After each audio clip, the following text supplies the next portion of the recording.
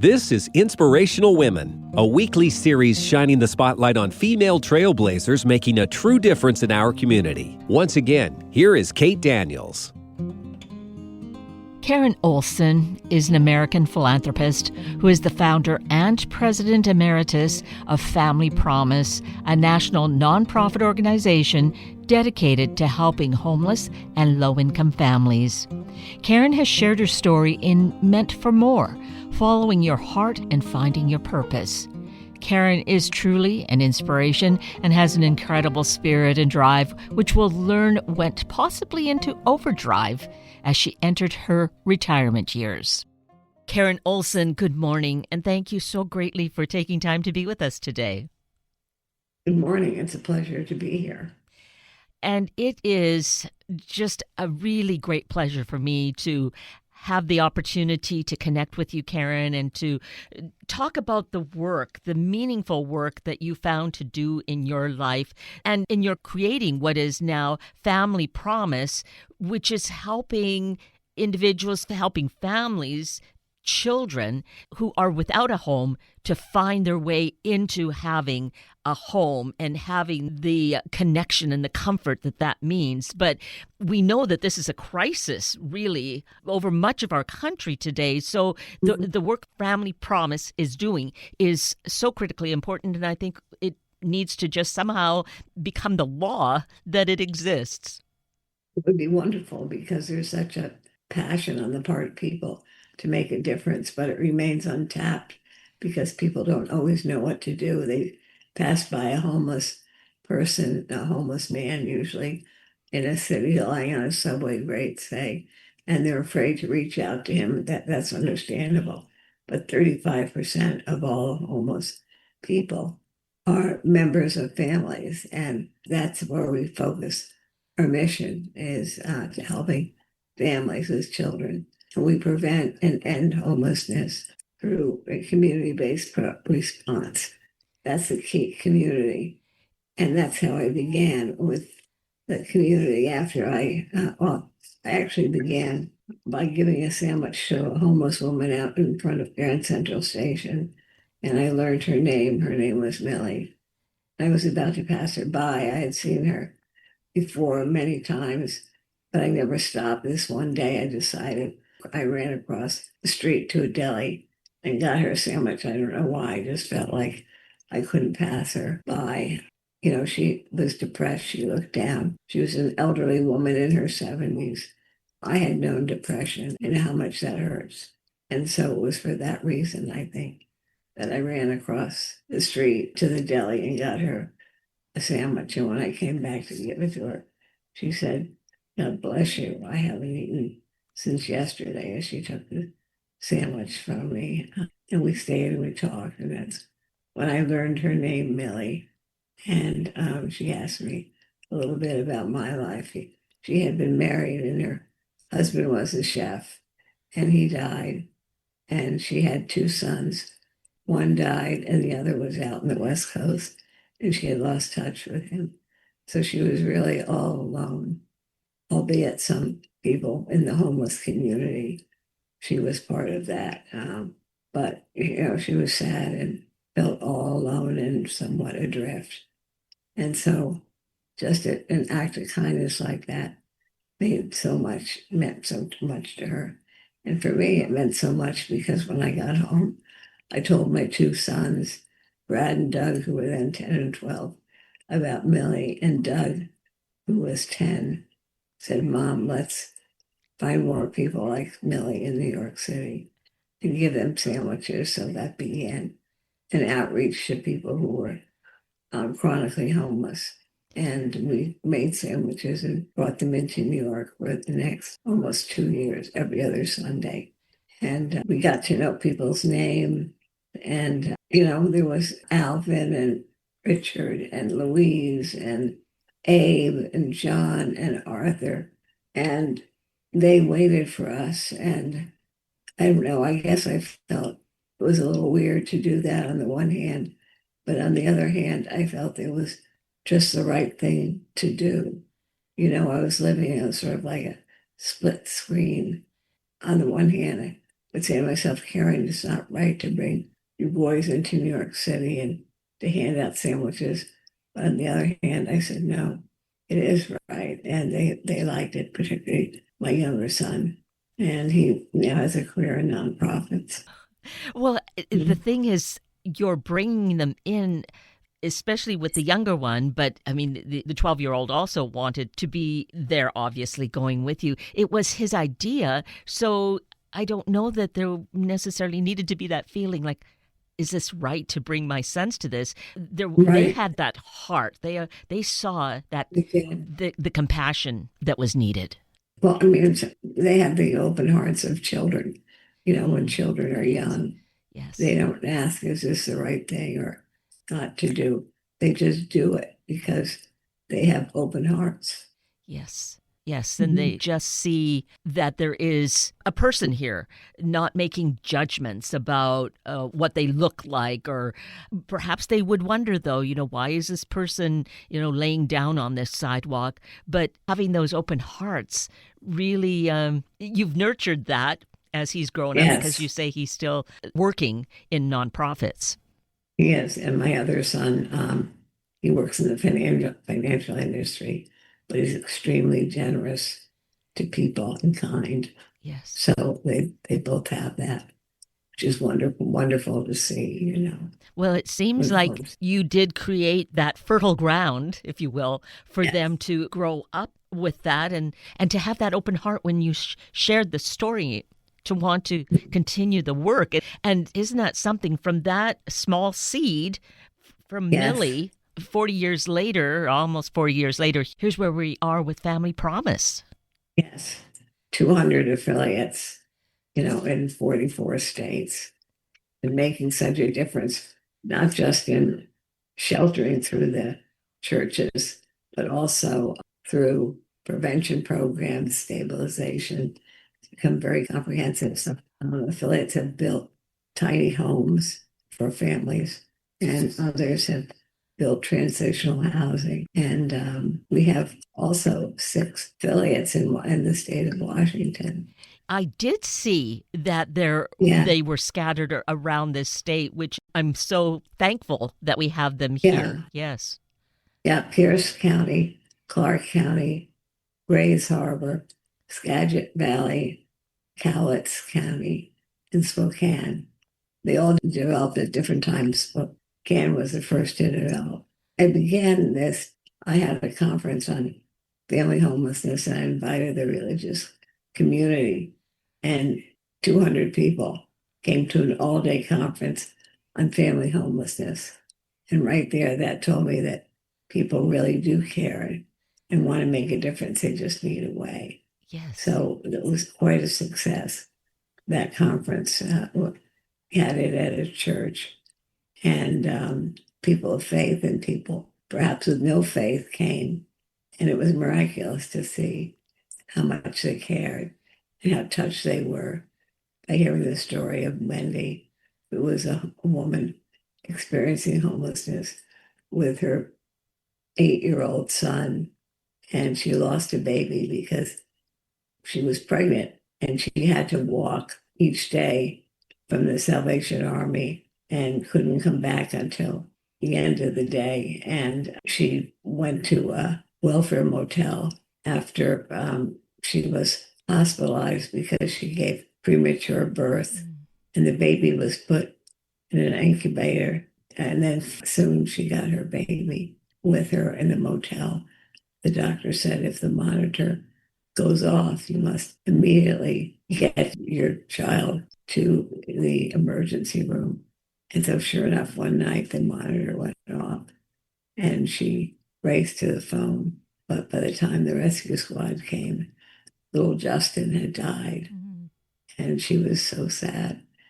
And she said, why did this happen? We all thought, well, gee, it could have been community failure because we had known about Wendy and Justin certainly would have done something to help. Hmm. So it was quite sad, but she really opened her eyes and her hearts to wanting to do something in Union County. So others wouldn't have to suffer a similar kind of fate, right? Exactly. Yeah. So now they understood that homelessness was not just the woman pushing the trash, pushing a shopping cart, leaning into the trash can for something to eat, but it was also families. And you see the man on the subway, great, but you didn't see the mother with a 6-year-old by her side and a 3-year-old in a carriage, because they're invisible. They're just, oh, there's mom and two children. But little do you know that they just left the shelter. So they're invisible, is what I Yes. want to say.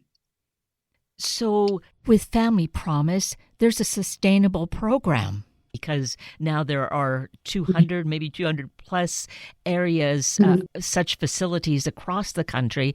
But it is a Mhm. model that really supports kind of holistically having shelter, having food, meals, having a support system of having Right. programs that's available That's to what they them, right? need. Yeah, Yes. that's what they need.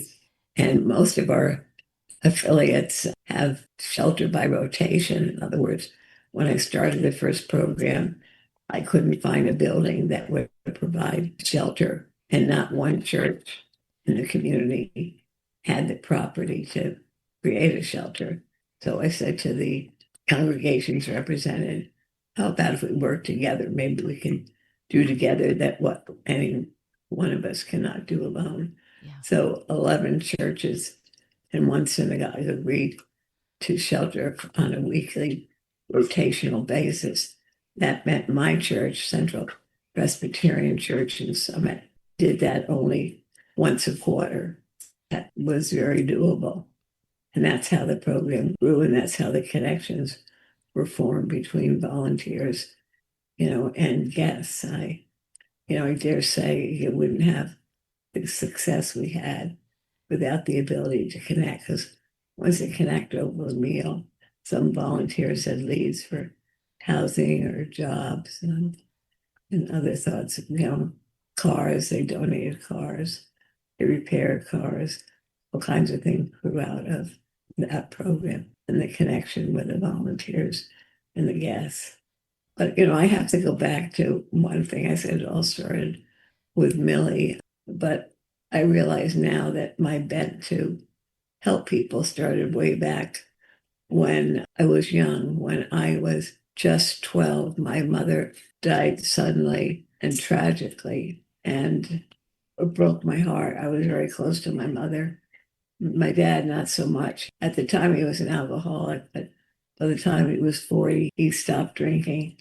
But the shock of my mother's death and the way she died just upset me greatly, of course. And from there, I knew I wanted to help people. I was hurting. I held a stuffed toy cat at night that my father's friend had given me, and he had a rubbery, smiley face, and the tears over a few short weeks um, washed away his face. That just gives you an idea of me just in bed looking out. Was near the window so I could look at the stars at night, and I would pray and hold that cat. But from there, I wanted to help people because I knew what pain was and hurt. And so I became a candy striper. Do you know Oh, what a yeah, candy yes. striper I is? was a candy Okay. striper one day too. Okay, Yeah. good, good. Yeah. Well, so if you have to be of a certain age to know what a candy striper is. And Yes. not everybody knows, but anyhow, candy striper is a volunteer, a youth volunteer who volunteers at the hospital. My job was to take the cart around and give people their flowers. So that was a very joyous thing. And I was a member of the Future Nurses Club in Connecticut. Darien, Connecticut is where I grew up. And I just wanted to make a difference in the world. And so much so that I decided to go to nursing school. And my stepmother, who had been a nurse, said to me, Karen, you don't have what it takes to be a nurse. I was a nurse. You don't have the grades to be a nurse. Well, that was just crazy because I even took, 2 courses that were important for nursing school, chemistry and biology. And I got an A in both of them. And so my dream was crushed when she persuaded my father not to send me to nursing school because I knew what school I wanted to go to. I wanted to go to St. Luke's in New York. So my response to my pain was help others do that by becoming a nurse. But that dream was crushed. And so I pivoted and studied business administration. And later, after my divorce, I worked for the Warner Lambert Company, which at that time had consumer products like Schick razors and blades and Listerman mouthwash. And so my job was to create promotions to move the product off the shelf. Now, that doesn't sound like a very heartwarming job, but I enjoyed it and I enjoyed the competitiveness and the creativity. But my desire to make a difference really didn't leave me. I volunteered at Greystone State Hospital, which wasn't too far from Warner Lambert. And when I would go in frequently to New York City for meetings, I saw homeless people, but I didn't go near them because my grandmother, who lived in New York and I would see after my mother died, said, you don't want to go near people like that. Sometimes they have thousands of dollars tucked in their bags and they're dangerous and blah, blah, blah. But this one day, I was about to pass a woman who was in front of Grand Central Station, and that was Millie. And that was really the catalyst for starting Family Promise, because then I turned to my own community and I learned about uh, all the families. At that time, the number one reason children in Union County, New Jersey, were taken from their parents and placed in foster care was not abuse or neglect. It was simply homelessness. And that really was shocking. And that's when I planned the conference on family homelessness. And it took off from there. We had the program in Union County, and Essex County said, how do you do this? And so I worked with them. And then Morris County on the other side of us said the same thing. How do you do this? It looks wonderful. So I worked with them. And what I saw was that compassion doesn't have any boundaries, any geographical boundaries, whether it's Oregon or Washington or Florida or Texas or Union County, New Jersey. There are people there that want to help. And, I think that for some of us, there's almost a felt need to make a difference. There's a need to serve families that are experiencing homelessness, but there's also a need in our hearts to make a difference. Otherwise, we wouldn't have grown. Yes, absolutely. And we do have this need. I believe all of us do, every single person, but somehow, like happened to you the day you encountered Millie, there was just something that really compelled you to stop and to get food and then bring it back to offer her.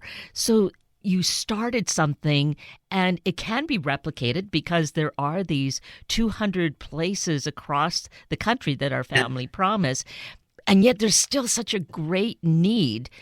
Yes. So we need to make it so that it's not the fault of that person that they've become homeless. Right. There's so many societal reasons that they are, and yet we want to, I don't know if we're uncomfortable with the idea that it's our responsibility. I don't know. Have you struggled with that, and to come to why it's there and why we can't really create a world, a country where everyone has a home?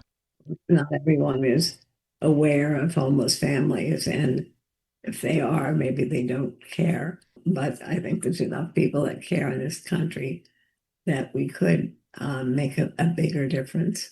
But that has to engage government. This is not a problem that volunteers can solve on their own.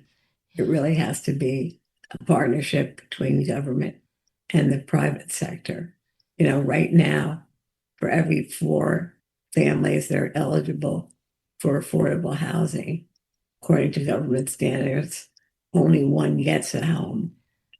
So it's terribly underfunded. And in the United States, 1 in 30 children experiencing homelessness annually. That's children. That's That's shocking. You don't think children in the 2022, 2023 school year, according to the Department of Education, 1.2 million homeless students were recorded. So this is a family issue. It's a children's issue. It's way beyond the person you see lying on the street. And so, yes, it can be solved, but only if we can muster the political will. I'd like to be able to tell you that, yeah, we get more volunteers, we'll solve this problem. No, you got to involve government, but we've seen that happen with the innovations that our affiliates have developed, from the tiny homes to Pets with a Promise, which is a program that allows families who are experiencing homelessness not to make the difficult choice between housing themselves and leaving their pets and giving up their pets. They can take their pets with them into the shelter, to all kinds of programs for children. And so all those innovations are wonderful, but you're not going to solve family homelessness without policy changes to get to the systemic issue, and only government coupled with volunteers working with them can that change come about. And is this something that Family Promise is working on through, some of the staff? I can appreciate you've devoted so much of your life and you've written about it here in this wonderful book, Meant for More.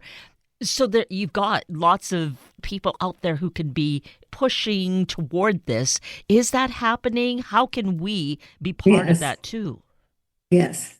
Some of our affiliates are doing that, but we're also working on establishing an office in Washington, D.C., so that it would be closer to our elected officials, and to see, how we can make a difference that way. So that's just beginning nationwide, but many affiliates are involved independently in advocacy. That's really the answer. And the fact that 44 states are involved, I mean, that's Uh, a strong vote in favor of this. And I would think that these would be strong voices they really are, pushing yeah. forward, right? Yes, it's not the usual same cast of characters that lobby. These are constituents of elected officials. So it does really make a difference. And we've visited Congress and had former guests go with us, and it's made quite a difference. And some affiliates have had elected officials visit their affiliate, but they understand the program better, and it helps with funding. But what we need is more of a concerted voice for advocacy, and we're not quite there yet. So, how can we who are hearing this, reading your book, Meant for More, how can we be involved and participate? Well, you can go to our website, familypromise.org, and you'll see a listing of affiliates around the country, or you plug in where you are, and then you get a list of affiliates, and then you can contact those affiliates and get involved as a volunteer, as an advocate. You get involved in that way. Hmm.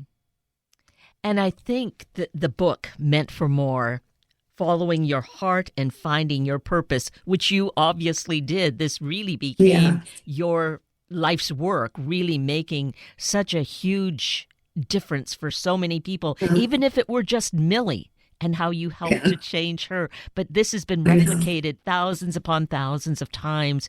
And it really makes a Right. difference for the children so that they don't grow up with that being their entire childhood experience. Yeah. Not only that, some of those that have grown, in fact, I'm going to be speaking with her on Monday. She grew up in the program and later became a director of an affiliate. Yeah. So it's really quite wonderful to see. So, pain can be used to further good causes. When I retired in 2016, and I was looking forward to my retirement. I still am happy that I'm retired, but something happened. that was quite unexpected. I was in a spa in Miami, and I was doing cryotherapy. Do you know what that is? No. Cryotherapy is extremely cold temperature. It's where you walk into a chamber and you have little on, and the temperatures are really, really cold, and it's uncomfortable, but yet you feel energized, and that's a point to have more energy when you come out. And I had done this about 30 times between place in New Jersey and also in Miami, where I had a small condo. And but this time the chamber got very, very cold. And my attendant was new at this. She had only had about 4 weeks of experience. And she said, I kept saying, I'm cold, I'm cold, I'm so cold. And so she opened the door, but she stood behind the door at 1 minute rather than three, because she said, I look so cold. But because she was behind the door, I fell out and hit my head on a raised ledge. I fell out like a popsicle. And I realized I had no feeling from my neck down. I do now. I have feeling in my arms and legs, and I can walk with a specialized walker. But at the time, it was 6 years ago, it's been a slow recovery. So the idea that I was going to enjoy my retirement, it's funny. I am enjoying my retirement. It's just I'm doing everything I've done before, even painting with my left hand when I'm a righty. Yes. And my two sons are here and my 5 grandchildren, and I have a wonderful team of aides and a wonderful assistant. So life is different, but like I'm speaking today on your podcast, I have speaking engagements, and I enjoy that way of helping people. Well, And you are I'm an on. inspiration. I mean, knowing now this part of the story of what has happened to you 6 years ago, you're so incredible, Karen. Well, yeah, I've been through a lot. Yes. But I'm happy. I'm quite happy that people see that, because I'm still Karen. Yeah, I'm very much who I was. Yes. It's just that I'm in a wheelchair rather than walking. And you're continuing to do whatever you need to do, I would assume, because you're having some recovery. So you're working on getting yourself back to being the Karen in motion, but your mind and your heart, those are the things that are really so critical to all this work, are definitely functioning. Right? Yes, thank you. That's really well said. Yeah. Yeah. Yeah. I have a lot of therapy, walking therapy with a specialized walker, and then I have something where I walk on a treadmill. Mm-hmm. And, I can't do it totally independently. I need some help to be able to do it. So life is good. Well, that inspires us. I trust it inspires us. It inspires me that you continue to push through, these challenges. And I think what happens, just like coal turning to diamonds, under that pressure, you become so much stronger. But the work you're doing, have done, it's so beautiful. And I am so grateful that we've been able to connect and share some of your story. And again, the book, Meant for More, just has so many important stories with it. And we can pick it up at any of our favorite book sources, right, Karen? Yes, that's true. Amazon, bookshop.com, Barnes and Noble. Right. And I like to point people to independent bookstores too, to support our community. Yes. So anywhere where books are sold. Well, I have to cut this off shortly because time runs out. You know how these radio timings are. But I just want to express again how grateful I am that you are here on this planet. You have the heart that you do, and you've made such a difference for so many countless people in this world, which really impacts all of us. Thank you, Kate. Thank you. I enjoyed being with you. Thank you for being here this morning to meet these wonderful guests who are doing such important work and encouraging us in pursuing the same ourselves. Please check the station's website for the podcasts for more information about these guests, and please share the stories with your family and friends. I'm Kate Daniels. If you'd like to contact me, simply send me an email, katedaniels@hubbardradio.com. And keep on enjoying this incredible Labor Day weekend. Thank you for listening to Inspirational Women. Tune in every Sunday morning at this time to hear about those truly empowering the Northwest community, all for the greater good. Sunday Morning Magazine and Inspirational Women are a public service of Hubbard Radio Seattle.